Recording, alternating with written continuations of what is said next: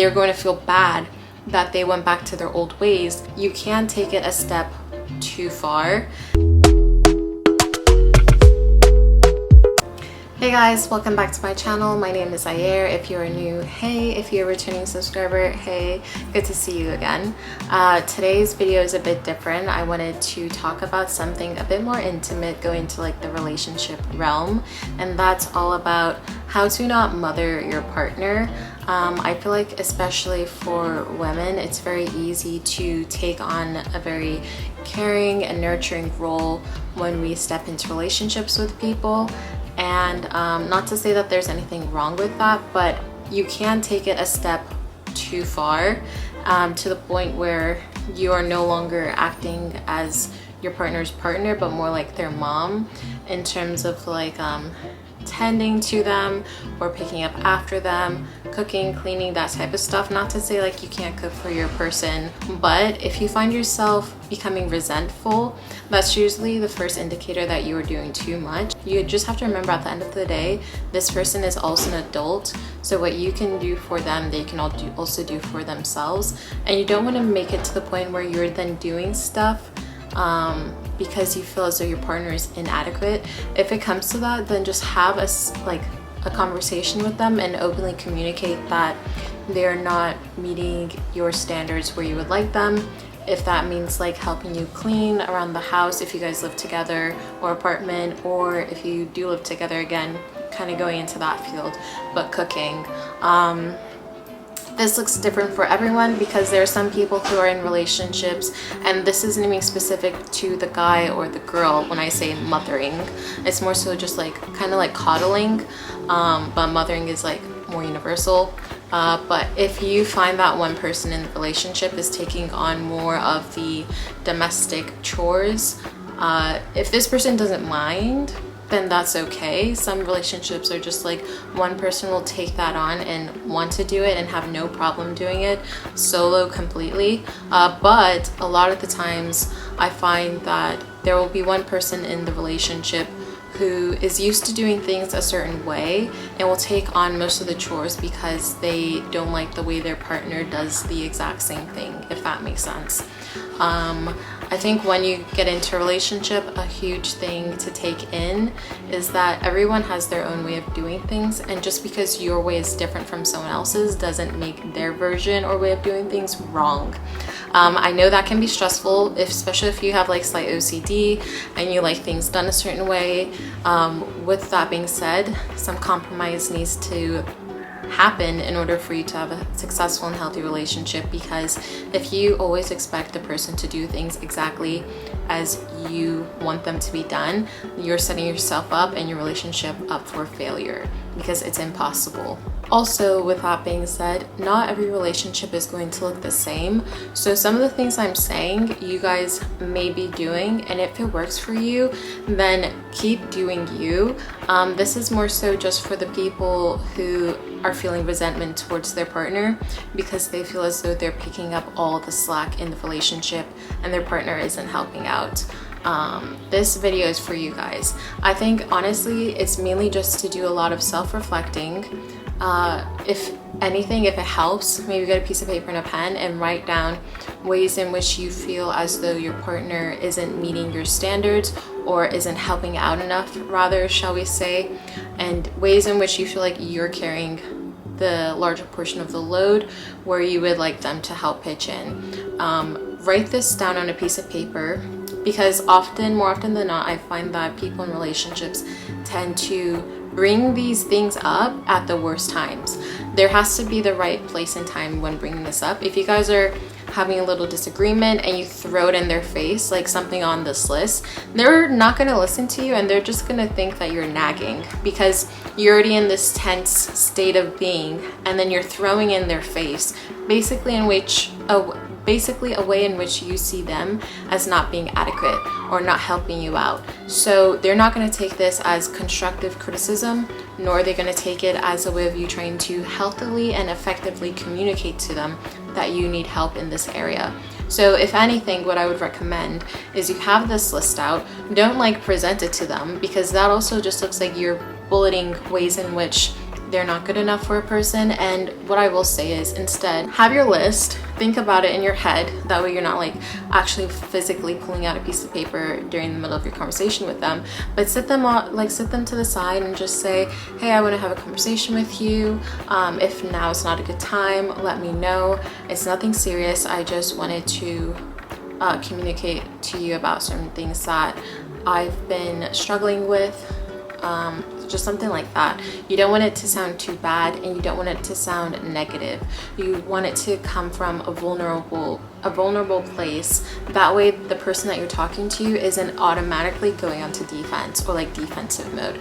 Once you have them sat down, you can then slowly go into the list and say, rather than saying you don't help me do this, say I find myself doing this the majority of the time, and I would really find it helpful if you were able to help me in these areas because it's becoming a lot for me.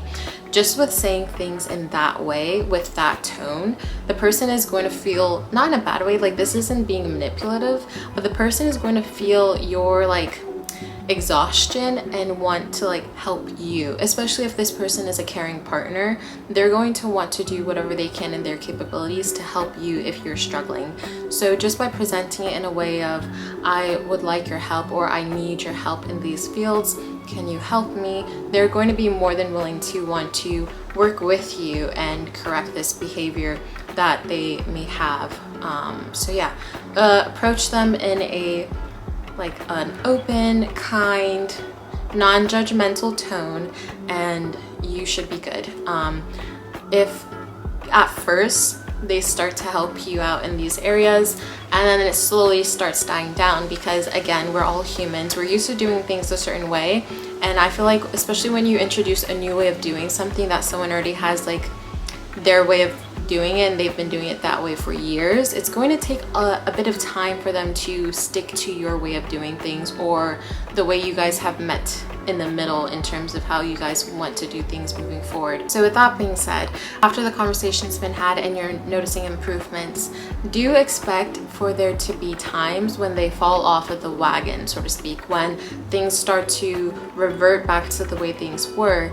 And that's not the time to get mad at them and say, I thought I told you this, you started and then you stopped, you're not being consistent, you're going back to your old ways, you're not helping me in this way, blah blah blah blah blah. They're gonna immediately go back to defense mode and just shut you down and be like, you're a nag, you're not my mom, those types of things. So instead of doing that, when they do fall off the bandwagon, say, again, approach them in a kind manner. And this isn't to say like you have to do it this way, this is just a recommendation for a way in which things tend to go more smoothly in terms of this approach. But just like go to them again openly and just say, hey, I know you don't even have to say like, hey, we had this conversation before and you're slipping. Basically just say, hey, I need help with this, or hey, I need help with that. Again, repeating yourself and what you've said, but